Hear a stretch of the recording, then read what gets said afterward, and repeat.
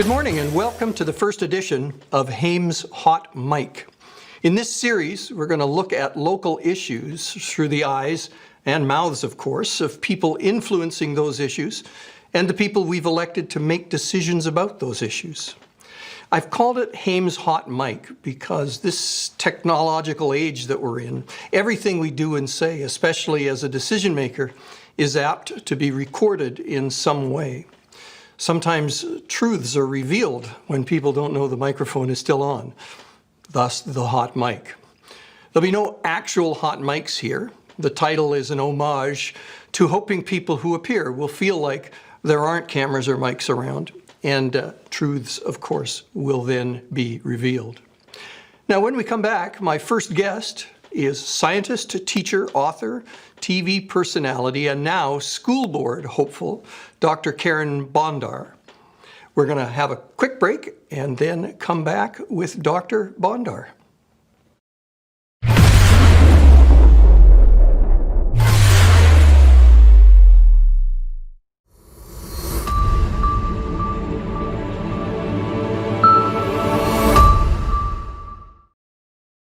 Welcome back.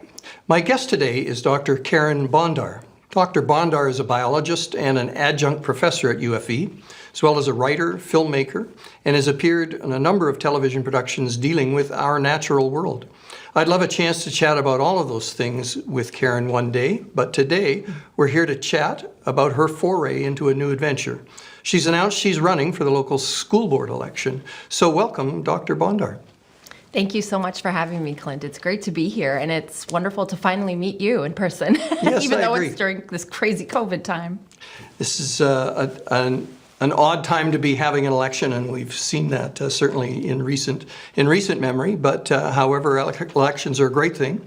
I'd like to find out a little bit more about you. Can you tell us a little bit about yourself and how you got to this point of making a decision to run for the school board? We'll talk about those specific reasons in a second, but let our viewers know a little bit about you. Absolutely. So I am a biologist. I called myself a biologist with a twist in the past because I feel like I've had a dual life in a way. I've done a lot of really amazing and wonderful adventures in biology, I guess, and I've done a lot of writing and communication and education in the biological and the natural world.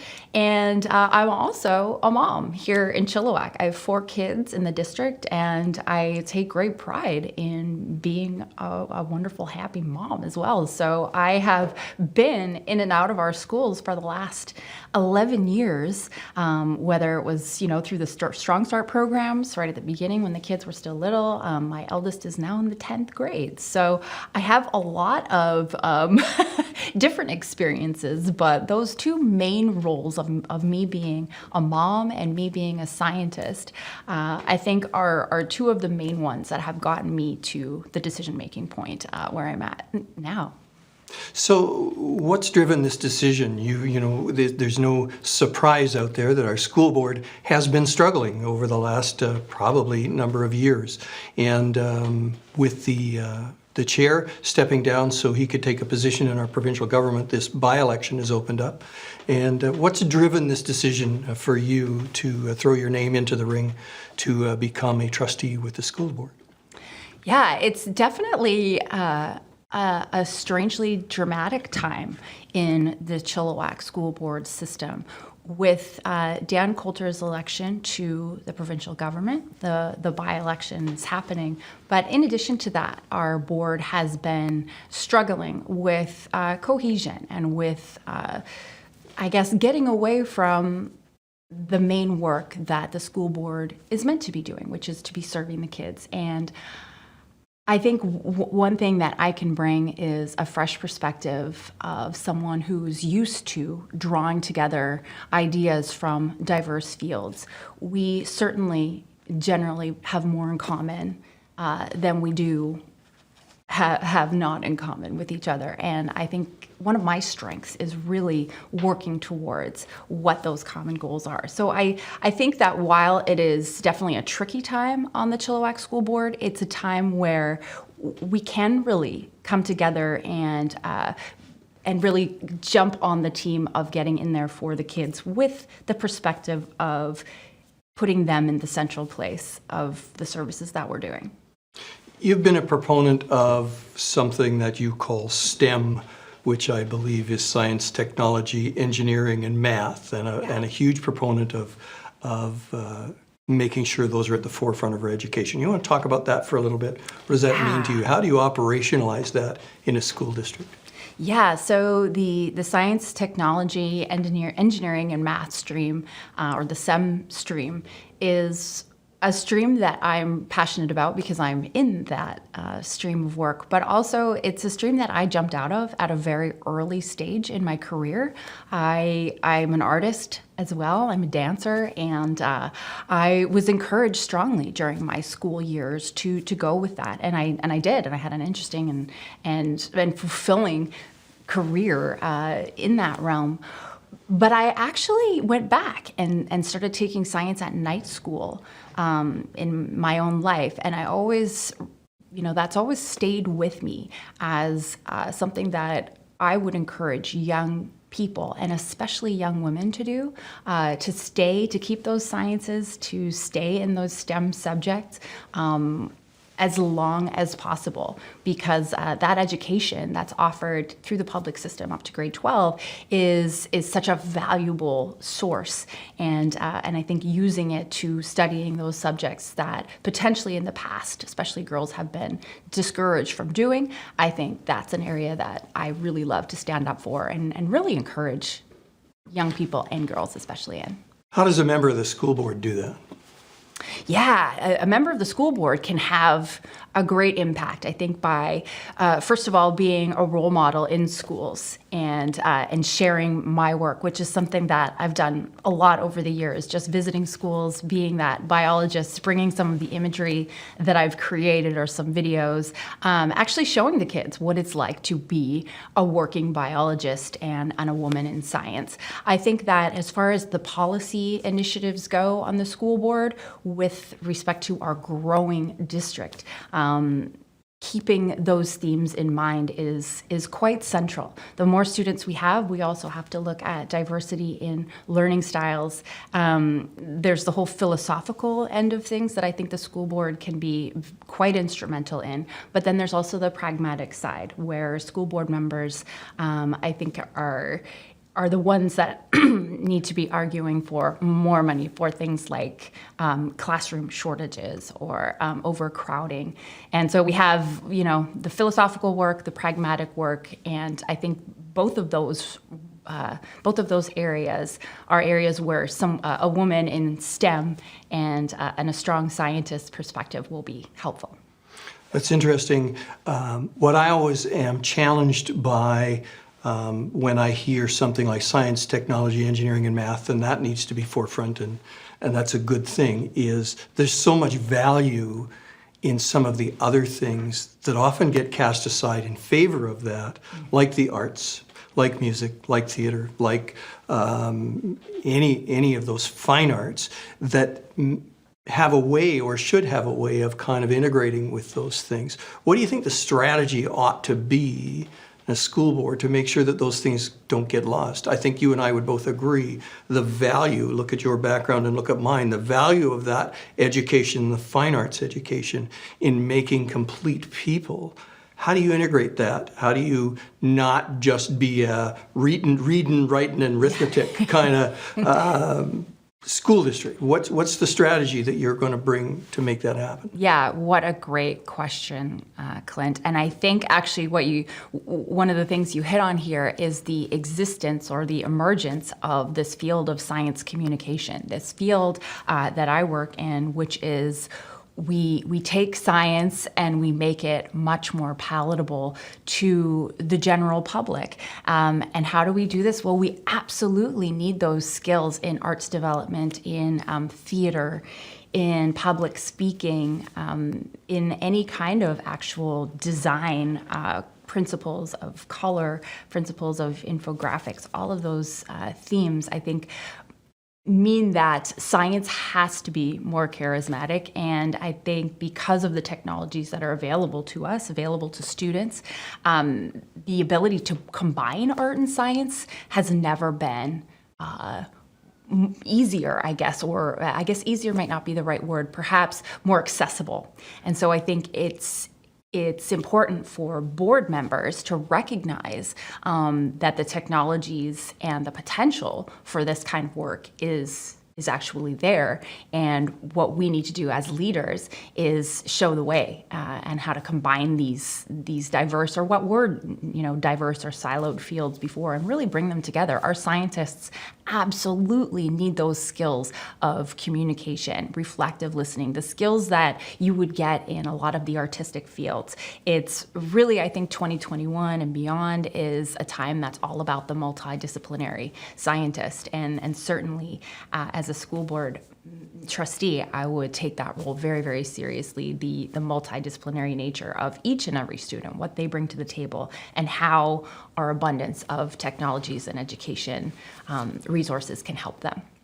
So I would think then that you would be a fan of the direction the school board is going in right now with projects like Imagine High, which is a kind of integrated, it's exactly what you said, integrating arts and technology. In fact, I would say it's more integrating arts and science using technology, but that's not their tagline. That's the one I made up. What's your assessment of that approach? Yeah, what an exciting time. I was at a school board meeting a few weeks ago where we were taken through the new design and all of the architectural plans. Wow, I think this is the future. This is the way forward in our education system, where we're not only recognizing that students are living in a different world than potentially a lot of us grew up in, what with their exposures to the internet and the technologies that are available, but also the real emphasis on utilizing them in individual ways that work for their skill sets. There are so many resources that are going to be available to students at Imagine High, from the innovative workspaces that are being created to the different breakdowns of topics and class choices. I couldn't be more excited about this kind of initiative because it really shows that Chilliwack is moving forward in a direction of growth and exploration, and it's only going to benefit the students who get to go there.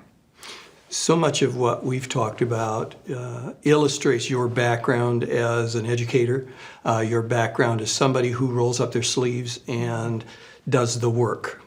When you're a trustee, you're part of the governance structure of the organization, not part of the structure that goes in and does those things. That's going to be a challenge for you, I suspect, because you'd want to do that. Where's your governance experience? What's led you from a governance perspective to this point?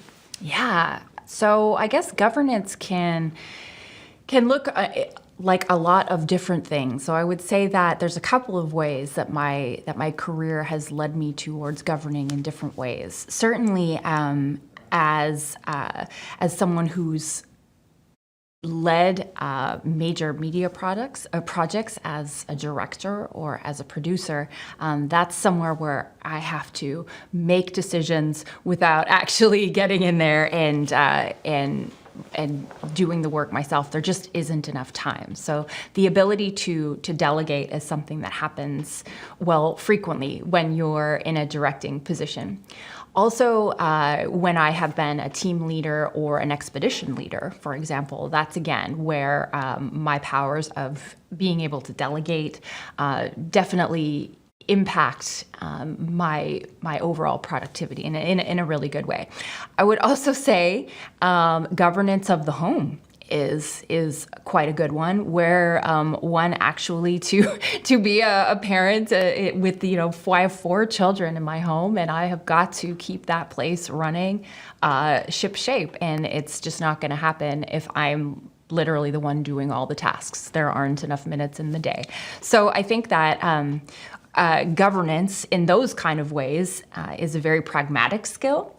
However, then I guess I would also mention the fact that I've started a local charity, a Canadian charity that is called STEM Angels, and it is for the purposes, or it's to help women who are trying to become science professors with their childcare duties. So again, it's like that's a governance initiative, I guess you could say, because I can see there's an issue. There's a problem that women have that this particular charity can solve. And so I went ahead and set up the charity to look at that, or to address that issue. And I won't be the one necessarily involved in all the specifics, the day-to-days of the functioning of the charity, but the big ideas are the ones where I think my governance skills really excel. Okay, we've talked a bit of philosophy. I want to get into a little more detail. What do you think, when you think the priority of this school board needs to be after, a fairly long period of a lack of cohesion? What are the real priorities you would jump in there and say, this is what we need to focus on as a school board? I think right from the get-go now, as a school board, it's so important to put any kind of personal specific issues aside. At this point, we have to understand that we are all there for the common goal of helping the children. And I don't doubt that every single school board member was elected for their work in that specific area. So I think to be very clear about the fact that we're moving on to get the work done for the kids, and we're leaving any kind of specific reference to personal beliefs or personal issues, leaving those behind. I don't think they get us anywhere closer to where we need to be to serve the students of the district. And I think that's what our board really aims to do. And I'm very enthusiastic and excited to do that work. I don't want to spend any time on personal, issues that are making the news for reasons that don't really pertain to the work that school board members should be doing. What do you think, obviously the funding for a school board comes 100% from the provincial government. What do you think the provincial government needs to do better at this point for the public K-12 school system?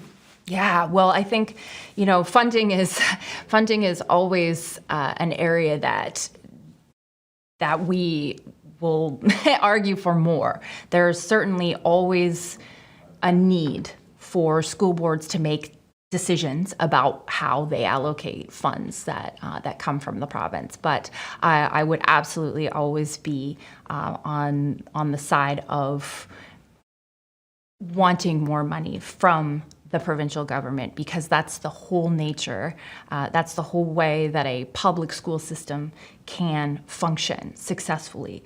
By virtue of what it is, private donations and other modes of funding don't align with a public school system. So to that end, it has to come from that one governing body. So I think I will always be someone on the side of asking for more money from the government, regardless of the specifics of what we're going to be applying those funds to. But I do feel strongly that money shouldn't be coming in from other channels, not in a public system. So there's so little discretionary funding in a school district. You have a teacher's contract which specifies how much teachers are going to get. There is the number of teachers. There is a QP contract that specifies how much that's going to cost. There are just the operational costs of a fleet of buses and a whole bunch of buildings and all of that, which are fixed operational costs. Yeah. There's very little that's left that's discretionary from my looking at it in any case. What should the focus be on that discretionary funding? Mm-hmm. I think the focus should be on diversity and learning styles, and science education, and inclusivity. Those would be my top three The inclusivity really goes along with the diversity of learning styles. I think what we have to recognize is that, we now know far more about how brains function and how brains interact with different kinds of material and in different environments. And I think with our hugely growing school district becoming obviously more and more diverse all the time, I think those are my priority areas, though I do recognize there are so many areas that could use additional funding. I guess there's always more money to ask for, but I think recognizing a lot of those individual neurodiverse challenges that we're facing, that's a big priority for me. So this is more philosophical, I would guess. In the olden days, which I can speak to, of a school system, having an inclusive environment was, in fact, not in place in a lot of schools. In fact, there are many learners who were taught in segregated environments, speaking specifically about kids with special needs or kids with developmental disabilities, were often, it was a big breakthrough in my lifetime for those kids to actually have a school to go to. And then the breakthrough came where those kids were allowed to go to their neighborhood schools, and that was a lot of parent involvement in that decision and certain advocacy from parents to have that happen. And now that's a part of our lives now, and it's a positive part, especially for those students. But there are other areas where there's always pressure to say, look, those kids are taking away resources from kids that don't have those same challenges. There's also the issue of, in years past, there would be special programs for students that excelled. Yeah. And so they would be segregated in a way that put them in a different place than other students. What's your feeling on those approaches? That, like, you talk about making sure that our schools provide programs for a diverse range of folks. But inclusivity is, how are those services provided? Inclusivity speaks to, is everyone included in the same learning environment? So what are your thoughts on diversity and inclusion in schools? Yeah, that inclusion and diversity aspect in the classrooms is tricky, certainly, because endless resources could be spent on sorting out the best plan of learning for each individual student, and budgets are not unlimited. I do think, though, however, in the past we have made a lot of those decisions of siloing, of let's put the gifted kids over here, or let's put the disabled children over in this area. And I think what we know is that keeping everyone together is a far more valuable situation for all involved, because the real world is not a siloed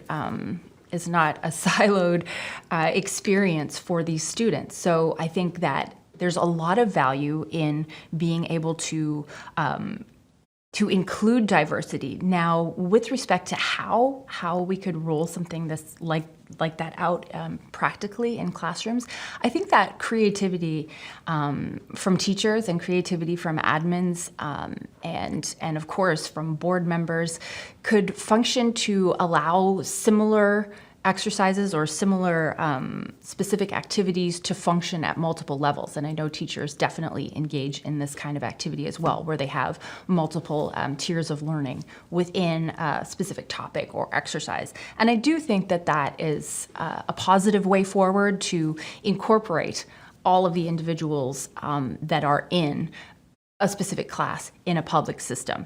I think it's important to always remember that each student is entitled to the same education, the same effective education in the public system. And that's why it's so great. One of the issues that has come up for me, I did recently some work in a school district, not School District 33, but spent a lot of time speaking to students about the issues that they are affected by. And one of the things they talked about that kind of surprised me but didn't, was bullying, that in fact bullying, and especially cyberbullying, was epidemic in the school. That in my day, there might have been a class bully who used to pick on kids and want their lunch money. Today, that bullying is all online. It's difficult to kind of capture. It's difficult to deal with because it happens not sort of in the school, but it happens online. And it is epidemic, according to the kids that I spoke with, and that was a significant number of them. What's your thoughts on what the school district could do more of with respect to bullying and especially cyberbullying? Mm-hmm. Wow, great question. And it is such a different world. It's a huge issue that I think we absolutely need agreement and support of parents on as well. The school board can absolutely be, I think, putting our power behind programs that will give students the skills they need to understand what it is, what cyberbullying is, when they have experienced it, and give them tools to proceed with their life. I don't think that cyberbullying is something that we can omit. I think it's a reality that comes along with the vast capabilities of the internet. But what we do need to do is teach our children strong skills of understanding and comprehension around what it is and how it can be dealt with in a positive way. And I think that's something that teachers can also play a really big role in, as far as just their way of dealing with it too. It is a hugely pervasive issue and something that I think that students are suffering from probably unspeakable amounts that we haven't even really tapped into. So I think this is an area where skills training is essential, absolutely essential for students. Do you think, and this is just another philosophical question, do you think teachers are coming into the system with the skills they need to deal with some of these modern issues? Yeah. Inclusion of kids of all types in the class, bullying that takes place, which is a lot related to teaching kids to have a very positive self-image, and it's so easy and you're so fragile when, especially in secondary schools, your self-image can be destroyed so quickly and easily. Are we, and I don't know the answer to this question, and I don't have an opinion, but I'd like yours. Are we preparing our teachers well enough, or is there ongoing education that we could do a better job with for teachers in the system in these specific areas? Yeah, I absolutely think that the teachers that I've interacted with, there's been many over the years, I've seen a lot of integration of anti-bullying and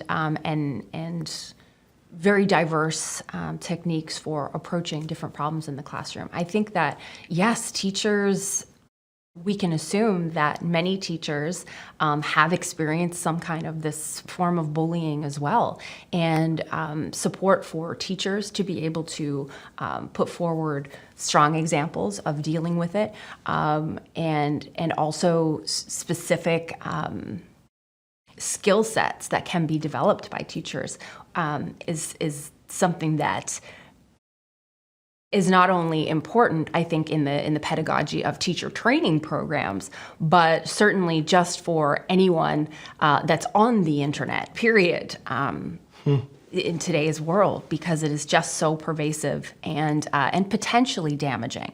I think that if we, as teachers and administrators, really focus on the things that we do know, which are that strong self-esteem, strong peer group, strong mentoring and support from the places that we can offer it. I think that's a good framework to begin looking at these problems. But I absolutely don't have a be-all and end-all answer to how I think it can be solved. But I think those are some ways that we can begin to look at it. think it's a real challenge when we live in a world when one of the most powerful people on the planet uses their social media to bully people all the time. I think that might be sending the wrong message, I think, to folks. Carin, Dr. Bondar, I've just had such a pleasant time chatting with you, and I hope that in the future we can do it again for all kinds of different reasons. It's been just a pleasure to hear your thoughts, and I wish you nothing but good luck in the upcoming school board elections. I know that I know all about campaigning in Chilliwack, having done it many times, and I know that one of the hardest things you can do is keep connected with your family at a time when there's so many things that are competing for your time. So I hope your kids are doing okay through all of this, as I hope so are you. Thank you so much for being on today's show. Thank you so much for having me. I greatly appreciate it, Clint. You're welcome.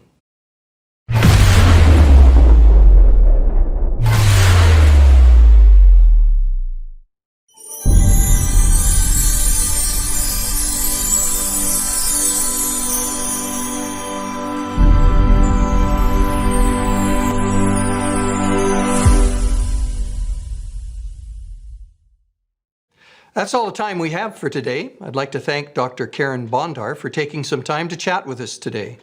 In the next episode of Hames Hot Mic, we'll be talking with another school board hopeful, Adam Suleiman. Until then, keep an eye out for hot microphones. They're everywhere.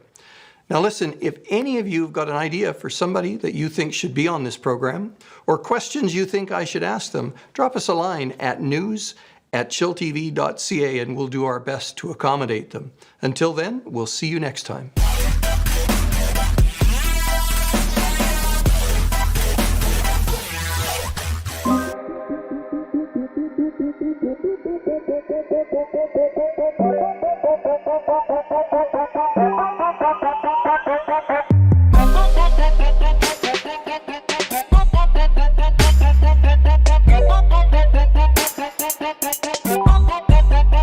Yeah.